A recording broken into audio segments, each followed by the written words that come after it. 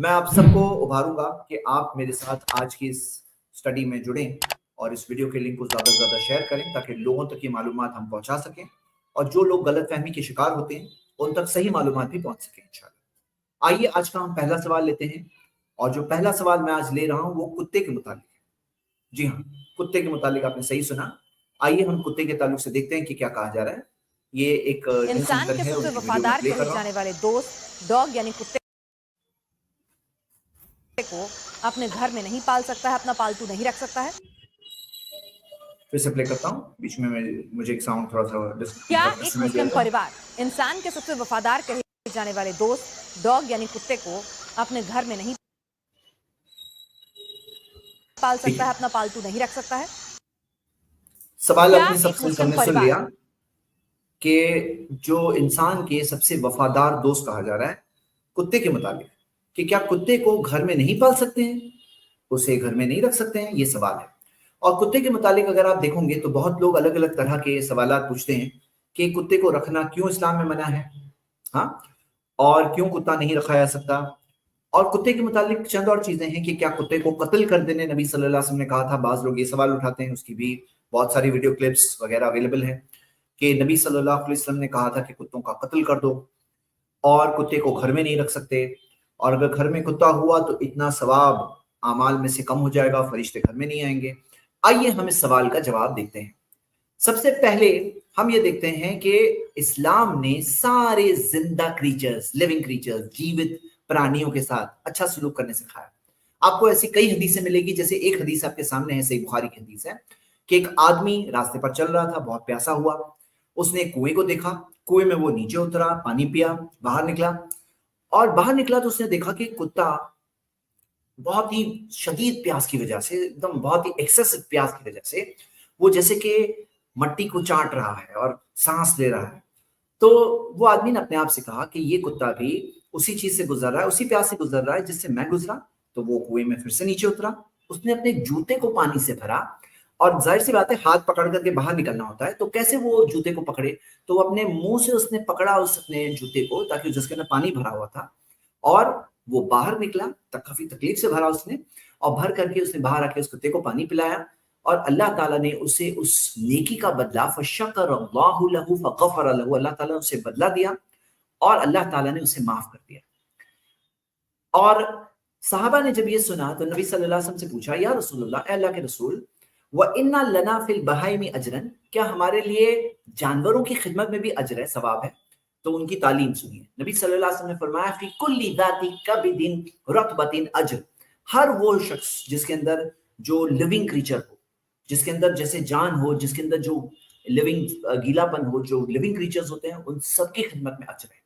तो इस्लाम की तालीम कुत्ते के ताल्लुक से, ये बात मैं बताना बहुत जरूरी इसलिए हम समझता हूँ जवाब देने से पहले, क्योंकि बाज लोग ये बताते हैं जैसे कि इस्लाम में जानवरों के साथ क्रूरल्टी है, तो ऐसा बिल्कुल नहीं। आपको कई हदीसें मिलेगी कि जिसके अंदर मोहम्मद सल्लल्लाहु अलैहि वसल्लम ने जानवरों के राइट्स के लिए बात की। जानवरों के साथ में जैसे चाहे ऊंट क्यों ना हो, उसके साथ में उसको तकलीफ देना, ओवर वर्क कराना, खाना पीना नहीं देना, इसके ताल्लुक से भी कहा गया। और एनिमल राइट्स का तो पूरा टॉपिक बयान किया जा सकता है। लेकिन आइए मेन सवाल, मेन सवाल यह है कि क्या इस्लाम में कुत्ते को एज अ पेट रखना क्या मना है? तो हाँ, आप देखोगे हदीस इसमें मौजूद है, सही बुखारी की हदीस नंबर 2322, जिसके अंदर आता है कि अल्लाह के रसूल सल्लल्लाहु अलैहि वसल्लम ने फरमाया, मन अमसका कल्बन फइन्नहु यनखुदु कुल्ल यौमिन मिन अमलिही क़ीरात, जो अपने घर में एक कुत्ते को रखता है, तो घर जो कुत्ते को रखता है उसके लिए उसकी नेकियों में से एक क़ीरात, एक पहाड़ के बराबर नेकी रोज कम हो जाएगी, रोज उसकी नेकियां उतनी कम हो जाएगी। इल्ला कल्बा हर सिन, और पालने के लिए क्या चीज एक्सेप्शन है, सिवाय कल्बा हर सिन, सिवाय जो खेती को संभालने के लिए, जैसे होता है फार्म होता है, अब फार्म के ऊपर कोई ताकि जानवर ना आ जाए, खा ना जाए खेती बाड़ी, या जो उसके जो खेती के क्रॉप्स होते हैं, जो फसल है उसे खा ना जाए, तो कुछ होते हैं फार्म डॉग होते हैं, जो फार्म डॉग्स होते हैं। तो अल्लाह के रसूल सल्लल्लाहु अलैहि वसल्लम ने फरमाया सिवाय फार्म डॉग के कल्बा हर सिन। और हम ये देखते हैं कि जो वफादार दोस्त की बात थी, तो वफादार दोस्त के लिए सही मुनासिब काम भी है कि कल्बा हर दिन और माशियतिन, या चाहे जो कैटल को संभालने वाला जैसे होता है, जिसके अंदर जैसे शीप डॉग बोलते हैं, या जो शीप होती है उसको संभालने वाला जो कुत्ता होता है, तो उसके लिए नबी सल्लल्लाहु अलैहि वसल्लम ने एक्सेप्शन किया। और अगर आप लास्ट लाइन देखेंगे, कल्बा सईदिन, जो शिकारी कुत्ता होता है, जो शिकारी कुत्ता होता है, तो वो शिकारी कुत्ते की भी इजाजत है, बल्कि शिकारी कुत्ता जिसको ट्रेन किया जाए और उसे छोड़ा जाए तो उसका शिकार किया हुआ जानवर भी खाना हलाल होता है। उसकी एक पूरी ट्रेनिंग नबी सल्लल्लाहु अलैहि वसल्लम ने दी, और इस तरह से कुत्ते का शिकार किया हुआ जो शिकारी कुत्ते का शिकार किया हुआ जो जानवर होता है उसको खाना भी हलाल है इस्लाम के अंदर, शिकारी कुत्ता। तो ये 3 एक्सेप्शंस यहाँ पे क्लियरली जिक्र है। और बाज़ उलमा किराम ने इसी चीज से, अगर कोई घर या कोई एरिया में ऐसी जगह पे है जहां पे बाहर कोई गार्ड करने वाला कुत्ता चाहिए, घर के बाहर हो और ऐसी कोई जगह सिचुएशन है जिसके अंदर जरूरत है, तो इसकी इजाजत बाज़ उलमा किराम ने दी है। ये 3 की बुनियाद पर ये गार्ड डॉग जो गार्ड करने के लिए है, इसकी भी इजाजत दी है बाज़ उलमा किराम ने। तो ये चीज जिक्र है, लेकिन मेन सवाल अभी भी बाकी है कि कुत्ते को फाइनली घर के अंदर रखना इतना बड़ा गुनाह क्यों है।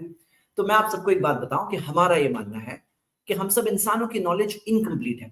हम लोग जानते रहते हैं, डिस्कवर करते रहते हैं, हमारी नॉलेज अधूरी है। हमें कई चीजें पता चलती है बाद में जाकर, और कई चीजें कभी भी हो सकता है नहीं पता चलती हो, लेकिन हम कई बार गलत फैसले करते रहते हैं, गलत चीजें करते रहते हैं अपने इनकम्प्लीट नॉलेज की बुनियाद पर। तो हम सबको सबसे पहले अपनी पोजीशन को पहचानना चाहिए कि हम है कौन, और दूसरी बात ये समझना चाहिए कि हमारा क्रिएटर जो है ना, वो कायनात का बनाने वाला है, उसके पास हर चीज की नॉलेज है, पहले से है। कोई चीज होने के बाद उसके पास इंफॉर्मेशन आती है ऐसा नहीं, उसके पास पहले से इल्म है। अब कोई चीज जब उसके तरफ से हो तो उसके अंदर यकीनन कोई बहुत बड़ी विजडम है, कोई बहुत बड़ी हिकमत है, और वो जानता है, हम नहीं जानते। हमें उस पर भरोसा करना चाहिए। हाँ, एक बात आप ये कर सकते हैं कि वो कौन है, उसका तारुफ क्या है, तो हम उसको पहचाने कि वो मालिक हमारा कौन है, हम सबका पालनहार कौन है।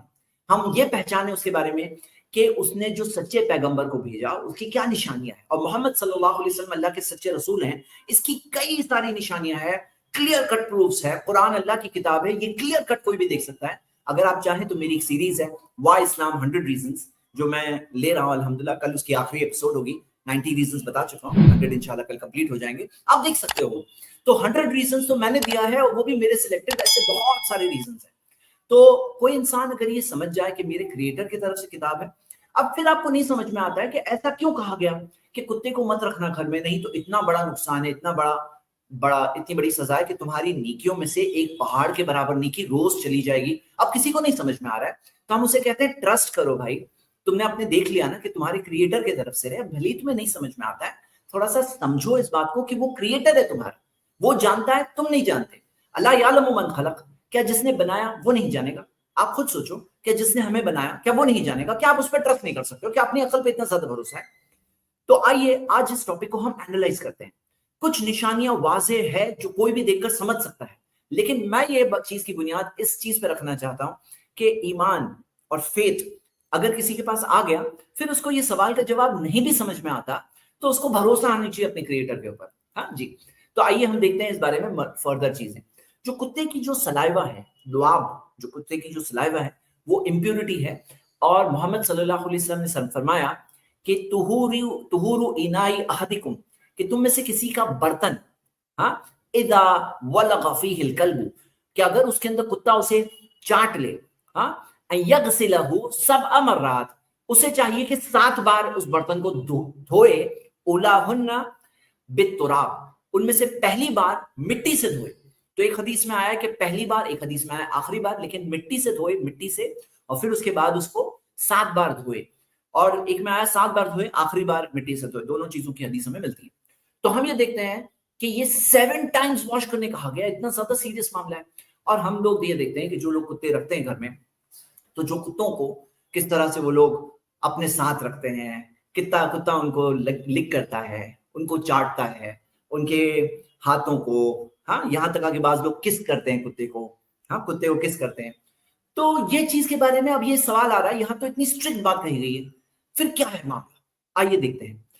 मैं आपके सामने अभी थोड़ी रिपोर्ट्स रख रहा हूं। देखिए, सबसे पहला रिसर्च पेपर है, और ये रिसर्च पेपर्स नॉन मुस्लिम्स ने डिस्कवर किया है, और जो मैं बातें रख रहा हूं ये पूरी सेक्युलर दुनिया की रिसर्च है। उसके अंदर क्या बात आई, नेशनल लाइब्रेरी ऑफ मेडिसिन के अंदर ये एक फर्स्ट रिपोर्ट मैं आपके सामने रख रहा हूं। इससे क्या पता चलता है कि टूथ एंड गम बैक्टीरिया जो होते हैं वो डॉग से इंसानों में ट्रांसमिट होते हैं। हाँ, distribution of periodontopathic bacterial species in dogs and their owners. तो ये रिसर्च के अंदर क्या आया कि ये ट्रांसमिट हो सकती है इंसानों से डॉग्स में और डॉग से इंसानों में।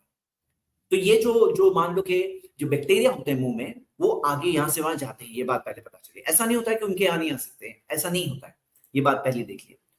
और आप ये केस देखोगे, एक 70 साल की कॉकेशियन औरत के ताल्लुक से आया था कि उसको कैप्नोसाइटोफेगा कैनिमोर्सिस सेप्टिकैमिया, ये बैक्टीरिया का जो उसको ये डिजीज उसको ट्रीट किया गया, उसके ताल्लुक से देखा गया कि एक ही चीज थी कि उसके पास इटालियन एक ग्रे हाउंड कुत्ता था, हाउस होल्ड पेट, और ना उसने बाइट किया था ना स्क्रैच किया था। ऐसे केसेस में जब ये क्लियरली एस्टैब्लिश हो जाए, लेकिन वो लिक करता था, चाटता था उसे, तो उस औरत के बारे में क्या देखा गया कि ये बैक्टीरिया इस तरह से ग्रो हुई जो इन डॉग्स और कैट्स के मुंह में होती है, हाँ मुंह में होती है, ओरल कैविटीज में होती है, तो वो चीज की वजह से उसको सिवियर इन्फेक्शन हो गया, सिवियर इन्फेक्शन, उसको मल्टी ऑर्गन फेलियर्स हुए, मल्टी ऑर्गन फंक्शन हो गए, हाँ, और यानी कि बहुत ही severely deteriorated rapidly with sepsis, हाँ, बहुत उसकी कंडीशन डिटीरियोरेट हुई। और ये चीज हुई, ये केस एस्टैब्लिश है। देखिए क्या होता है, कई बार कोई चीज हो रही होती है, उसकी वजह पिन पॉइंट नहीं कर सकते हैं बाज़ औक़ात। कभी कभार क्या होता है ना कि वजह को कैच नहीं कर पाते कि अच्छा इसकी वजह क्या है, हो रही होती है, बहुत सारे केसेस में हो रही होती है, लेकिन वो वजह को पिन पॉइंट करने के लिए कोई ऐसा क्लियर केस आ जाए। तो ऐसा क्लियर केस एक इनके सामने आया जिससे वो बात आई। अब चलिए मैं आपके सामने कुछ चीजें बताता हूं कि एक डॉग के माउथ में और ह्यूमन माउथ में दोनों में बैक्टीरिया होते हैं। तकरीबन 700 अलग अलग स्पीशीज के बैक्टीरिया होते हैं, और हमारे मुंह में जो बैक्टीरिया होते हैं वो खाना डाइजेस्ट करने वगैरह के लिए रिक्वायर्ड होते हैं। जो कुत्ते के मुंह में जो बैक्टीरिया है, हमारे मुंह से अलग बैक्टीरिया होते हैं, यानी अक्सर उनमें से हमारे मुंह से अलग होते हैं। वो फिगर आगे आने वाला है, आप दिखोगे कितने अलग होते हैं, ये मैं पढ़ रहा हूं। और इसके अंदर बैक्टीरियल इन्फेक्शंस के अंदर ये पैस्टोरेला कैनिस, ये जो बैक्टीरिया है, ये most common organism found in a person skin which has been bitten by a dog. अगर डॉग अगर बाइट करता है तो चमड़ी में जो सबसे कॉमन ऑर्गेनिज्म मिलता है वो कौन सा होता है, उस बैक्टीरिया का नाम ये है, हाँ, आप जो सेकंड पैराग्राफ में देख रहे हैं। और ये बैक्टीरिया के अलावा एक सेकेंड बैक्टीरिया दी हुई है जो कैप्नोसिप्टोफेगा कैनिमोर्सिस, जो बाइट की वुंड से होती है, जिससे सीवियर बैक्टीरियल इन्फेक्शन होता है। तो ये बैक्टीरियल इन्फेक्शंस में आपने देखा कि 700 अलग अलग तरह की बैक्टीरिया स्पीशीज, 700 अलग अलग तरह की स्पीशीज होती है, और ऐसे बिलियंस ऑफ बैक्टीरिया होते हैं जो 700 स्पीशीज में बिलोंग करते हैं। 700 टाइप, 700 स्पीशीज में से बिलियंस ऑफ बैक्टीरिया होते हैं, करोड़ों की तादाद में बैक्टीरिया होते हैं। और इसमें से सबसे सिवियर जो है वो है रैबीज। तो रैबीज का मामला क्या है कि अगर एक इन्फेक्टेड डॉग अगर एक शख्स को बाइट कर ले, हाँ, अगर बाइट कर ले तो वो इंसान तक वो इन्फेक्शन आ सकता है। और आप जानते हैं कि जो इंजेक्शन लेने पड़ते हैं ताकि इन्फेक्शन ना आए, क्योंकि अगर इन्फेक्शन आ गया तो फिर क्या होगा, उसके बाद इसका जो फेटलिटी रेट है रेबीज का वो ऑलमोस्ट 100% है। यानी अगर इन्फेक्शन हो गया तो बचने का चांस नहीं है, लेकिन ना होने के लिए, ताकि इन्फेक्शन ना हो जाए, इसीलिए जैसे ही काटा तो कोई भी डॉक्टर क्या करेगा, उसको वो इंजेक्शन देगा बचने के लिए। तो देखा जाता है कि जो डॉग्स को हो जाता है तो उनका बिहेवियर वैसा हो जाता है, एंजाइटी, नर्वसनेस, आगे जाके अग्रेसिव हो जाते हैं। वैसे डॉग्स जिनको रेबीज हो गया है वो अग्रेसिव यानी कि गुस्से वाले, अनकंट्रोल्ड हो जाते हैं, अनकोऑर्डिनेटेड, डिसओरिएंटेड होते हैं, किसी को भी जाकर अटैक करने लगते हैं, उनके अंदर ट्रेमर्स और सीजर्स आने लगते हैं। ये रेबीज का इन्फेक्टेड कुत्तों की बात है। और अब सुनिए ये फर्स्ट लाइन में जो दिया है, नेक्स्ट रिपोर्ट है, अलग रिपोर्ट है। इसके अंदर आता है कि जो कॉमन जो होते हैं ना माइक्रोब्स, इंसान और डॉग के बीच में 16% कॉमन होते हैं, 16.4%, यानी कि आप कितना देखेंगे, 83% से ज्यादा अनकॉमन होते हैं, यानी अलग अलग होते हैं। और आप देख रहे हो कितनी सारी ऐसी जो डिजीजेस है, कितनी सारी ऐसी बैक्टीरियाज हैं, और जो देखा गया है कि जो डॉग्स में और इंसानों में मौजूद है। अच्छा, अभी सबसे लास्ट पैराग्राफ देखिए, इसके अंदर क्या दिया गया। इंटेस्टाइन में जो पैरासाइट्स होते हैं ना, वो भी डॉग की सलाइवा में मिलते हैं। मतलब जो आप वर्म्स होते हैं, हाँ, जो पैरासाइट्स होते हैं, जो कीड़े होते हैं, वर्म्स, जो टॉयलेट में, पॉटी में हो जाते हैं, वो डॉग की सलाइवा में कैसे पहुंचते हैं? क्या आपको पता है कैसे पहुंचते हैं? क्योंकि डॉग्स जो है वो पॉटी जब करते हैं ना, टॉयलेट जब करते हैं, उसके बाद वो अपने बैग को लिक करके साफ करते हैं, लिक करके साफ करते हैं टॉयलेट करने के बाद। और वो लिक करने की वजह से ये साफ होते हैं, लेकिन उसके बाद क्या है, वो कीड़े जो होते हैं, उसके वर्म्स, उसके जो एग्स जो होते हैं और जो पैरासाइट्स होते हैं, वो डॉग्स के माउथ में और नेसल कैविटीज में मिलते हैं।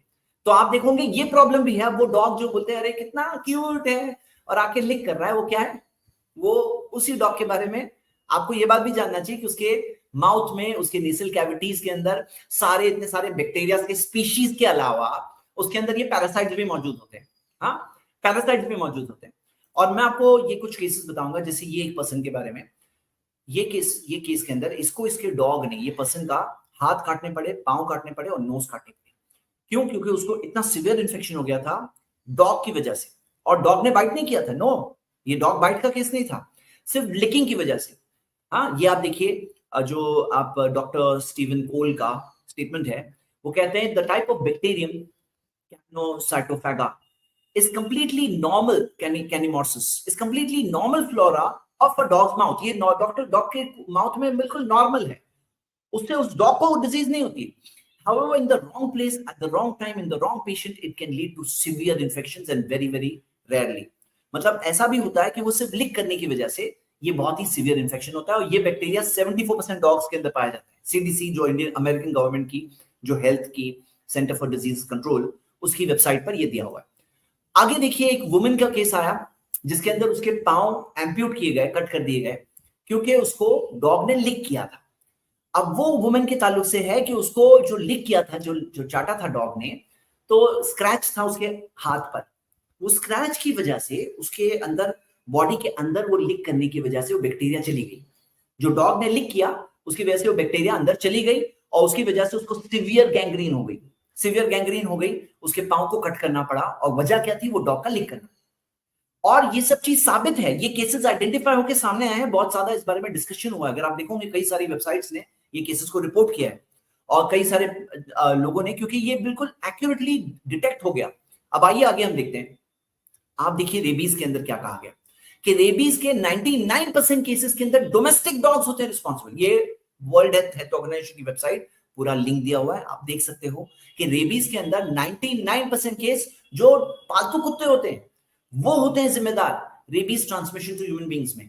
तो ये भी बात समझना चाहिए कि ये किस तरह से स्प्रेड होता है। और बच्चे इसके अंदर सबसे ज्यादा फ्रीक्वेंट विक्टिम्स होते हैं। बच्चों की वो चीज नहीं, उनका जो वो उस तरह से उस चीज को नहीं फाइट कर पाता उनका इम्यून सिस्टम, और वो सबसे ज्यादा इसके अंदर शिकार होते हैं। अब डॉग्स के किलिंग की वाली हदीस देखते हैं। देखिए ये हदीस है, बाज लोग आधी बात बताते हैं, लोगों को आधी बात बताते हैं, क्योंकि बताना है तो पूरी बात क्यों नहीं बताते हैं, आधी बात क्यों बताना है। अगर एक हदीस मिल सकती है तो उसके आगे की दूसरी हदीस क्यों नहीं मिल सकती है, जो दूसरी हदीस उस टॉपिक पे अवेलेबल है। जब कोई टॉपिक पे बात करे तो इंसाफ की बात क्या, ये नहीं है कि कंप्लीट बात बताओ। कोई भी रिलीजन की बात हो भाई, कोई भी मजहब की बात है, कंप्लीट इंफॉर्मेशन होनी चाहिए। तो जामिया तिर्मिज़ी में हदीस है, नबी सल्लल्लाहु अलैहि वसल्लम ने फरमाया कुत्ते के ताल्लुक से कि नबी सल्लल्लाहु अलैहि वसल्लम ने फरमाया कि हदीस यहाँ पर है, अमरा बिक़त्लिल किलाबी, नबी सल्लल्लाहु अलैहि वसल्लम ने हुक्म दिया कुत्तों के कत्ल करने का, इल्ला कल्बा सईदिन और कल्बा माशियतिन, सिवाय जो शिकारी कुत्ता है और जो लाइफ स्टॉक को यानी जानवरों को संभालने के लिए जो कुत्ता होता है उसको, सिवाय उसके बाकी कुत्तों को कत्ल करने का हुक्म दिया। लेकिन ये बात अधूरी है, मैंने बताया। आप कंप्लीट इंफॉर्मेशन सही मुस्लिम की इस हदीस में देखिए। और इस हदीस के अंदर आगे जाकर आप देखोगे कि नबी सल्लल्लाहु अलैहि वसल्लम ने हुक्म दिया था, लेकिन फिर क्या हुआ उसके आगे के हिस्से में, सेकंड जो देन अल्लाह's प्रॉफिट सल्लल्लाहु अलैहि वसल्लम forbade their killing, वो वाला हिस्सा पढ़िए जो आगे है। नबी सल्लल्लाहु अलैहि वसल्लम ने क्या फरमाया, थुम्मा नहा नबी सल्लल्लाहु अलैहि वसल्लम अन क़त्लिहा, फिर मोहम्मद सल्लल्लाहु अलैहि वसल्लम ने मना किया उनके कत्ल से। वक़ाला अलैकुम बिल अस्वदिल बहीमी ज़िन नुक़्ततैनी फ़इन्नहु शैतान, तो तुम्हें चाहिए कि सिर्फ जो जेट ब्लैक कुत्ता है जिसके ऊपर 2 डॉट्स होते हैं, ये एक रेयर टाइप का कुत्ता होता है, उसी को कत्ल करो, वो शैतान है। बाकी जनरल जो था एक टाइम के लिए था, फिर मना कर दिया। अब आपको ये समझना है कि एक सिचुएशन होती है जिसके लिए कहा गया। और अगर और डिटेल चाहिए तो ये चीज देखिए, क्योंकि मोहम्मद सल्लल्लाहु अलैहि वसल्लम ने कहा कि हराम के मुहरिम जो होता है, जो एहराम की हालत में, जो आपको पता है हज करने जाते हैं, उम्रा करने आते हैं, तो मुस्लिम से एहराम पहनते हैं, उसके अंदर किसी भी टाइप की कोई क्रीचर को मारने की इजाजत नहीं होती। कुर्बानी करना चाहिए, मतलब कुर्बानी जो होती है वो अलाउड है, लेकिन कोई जानवर को कत्ल करना अलाउड नहीं होता है। लेकिन मोहम्मद सल्लल्लाहु अलैहि वसल्लम ने फरमाया कि उसके अंदर भी 4 किस्म के क्रीचर्स को मारना अलाउड है, और जिसके बहुत ज्यादा नुकसान होते हैं। उसमें से आखिरी पड़ी है वलकल्बुल अकूर, जो रेबिट कुत्ता होता है, जो रेबीज वाला कुत्ता होता है, जो हार्मफुल कुत्ता होता है, उसके ताल्लुक से मोहम्मद सल्लल्लाहु अलैहि वसल्लम ने कहा कि उसको कत्ल करो, उसके ताल्लुक से कहा। तो अब ये रेबिड कुत्ते को मारने के बारे में कहा गया है। और आपको पता है कि कोई अगर कहे इससे कि भाई जनरली सारे कुत्तों को मारने कहा गया, तुम आधी बात मत बताओ, एक पर्टिकुलर कॉन्टेक्स्ट और सिचुएशन में वो टाइम के कुछ कुत्तों को मारने कहा गया था, यस था वो, लेकिन वो सिचुएशन के हिसाब से हम, अल्लाह बेहतर जानता है कि उसके अंदर क्या विजडम थी, वो कुत्तों में क्या प्रॉब्लम था। क्योंकि हम देखते हैं कि यहां पर आगे जाकर ये जो खास किया गया कि ये टाइप के कुत्तों को मारना है, तो वो कुत्तों के अंदर कुछ तो ऐसी बात रही होगी, अल्लाह बेहतर जानता है कि क्या वजह थी, क्या नुकसान था। लेकिन ये सिर्फ वहां की बात नहीं है, आपको मैं यहाँ की मिसालें दूंगा, आज की दुनिया की मिसालें दूंगा। अब एक जनरल बात पहले समझ लेते हैं कि कोई कुत्ता अगर जनरल है, नुकसान नहीं पहुंचाया जाता है, अरे भाई उसे पानी जब पिलाने कहा गया तो क्या सबका कत्ल करने कहा है? जरा सोचो तो सही। जब उसकी खिदमत करने में अजर बताया गया है, सवाब बताया गया कि कोई जिंदा क्रीचर है, उसको प्यासा है, उसको पानी दो, अगर खाना चाहिए खाना दो, तो ये चीज के अंदर जब सिखाया गया तो क्या उस सबका कत्ल कर देना सिखाया जाएगा? आपको सोचना चाहिए इस बात। लेकिन क्या आपको पता है कि आज जो हमारी कंट्री के अंदर जो कुत्तों के प्रॉब्लम को एड्रेस नहीं किया जा रहा है, उसका क्या रिजल्ट है? रिजल्ट आप इस चीज से देखो। पहले टाइम्स ऑफ इंडिया की रिपोर्ट है, और ये रिपोर्ट इन्होंने association of prevention and control of rabies in India, क्या आपको पता है हर साल इंडिया में कितने कुत्ते डॉग बाइट्स होते हैं? कितने? 1.7 करोड़ डॉग बाइट्स एक साल में, हर साल एवरेज 1.7 करोड़, यानी 1,70,00,000 लोगों को कुत्ते बाइट करते हैं हर साल इंडिया के अंदर। और आप देखोगे कि ये इसके अंदर रिपोर्ट के अंदर, ये वर्ल्ड हेल्थ ऑर्गेनाइजेशन की रिपोर्ट है, इसके अंदर आया है कि दुनिया में जितने लोग रेबीज से मरते हैं उसमें से 36%, 36,000 इंडिया में मरते हैं। 36% इंडिया में मरते हैं। और कितने? तकरीबन 55,000 जो टोटल मरते हैं उसमें से 18 से 20,000 इंडिया से मरते हैं रेबीज के। यानी कि आपको नहीं लगता है कि हमारी पॉपुलेशन जो है दुनिया का कितना परसेंटेज है, लेकिन हमारा शेयर जो है रेबीज के अंदर बहुत बड़ा है? क्यों है ऐसा? जरा सोचना चाहिए हम लोगों को। और अक्सर जो होते हैं जो छोटे बच्चे, और आप केसेस देखोगे ये रेबीज के केसेस, ये तो है, अब अभी आपको असॉल्ट के कैसे केसेस मिलेंगे कि पूरे पूरे छोटा बच्चा है, बच्चे को आके पैक ऑफ डॉग्स ने अटैक किया, उसका कत्ल कर दिया, मतलब वो बच्चा मारा गया उसके अंदर। ऐसे कई केसेस रिपोर्ट हो रहे हैं कंटिन्यूसली। रेबीज तो क्या है, बाइट करके चला गया और उसको रेबीज हो गया, ये एक बात है, लेकिन जान ले लिया, ऐसे भी केसेस आपको मिल रहे हैं। हाँ, जो हम देख रहे हैं ये डॉग्स की प्रॉब्लम की वजह से, जो हमें समझना चाहिए। और इसके अंदर एक्चुअली अगर आप देखें, ये वो रिपोर्ट है जिसके अंदर दिया गया है कि अगर रेबीज हो जाए तो फिर उसके अंदर क्या होता है, उसका मोर्टालिटी रेट क्या है? ये इसका मोर्टालिटी रेट ये इस तरह से होता है कि ऑलमोस्ट, यानी कि कंफर्म डेथ 100% फेटल दिया है। रेबीज इज वर्चुअली 100% फेटल, यानी कि हो गया तो फिर मौत कंफर्म हो जाती है, लेकिन रेबीज ना हो उसकी कोशिश होती है। तो ये इतना सीरियस मामला है। और ये देखिए केरला की रिपोर्ट कि जिसके अंदर हम देखते हैं कि जब एक बच्चे को कुत्ते ने मार दिया, एरिया के 11 साल का बच्चा था, तो पैक ऑफ डॉग्स ने आकर के उसको मार दिया, जब उसका कत्ल कर दिया बच्चे का कुत्तों ने, तो फिर वो एरिया के लोगों को समझ में आया, केरला की लोकल बॉडी ने सुप्रीम कोर्ट को में पिटीशन फाइल की कि ये जो रेबिड डॉग्स होते हैं इनको यूथनाइज किया जाए, यानी इनको मारा जाए। और आप वेस्टर्न कंट्रीज का फिगर्स देखो, आपको अमेरिका में हर साल का फिगर मिलेंगे कि कई लाख कुत्तों को यूथनाइज किया जाता है, मारा जाता है। जब इस तरह की जो इन्फेक्शन और प्रॉब्लम्स की बात होती है तो हम देखते हैं कि ये हो रहा है।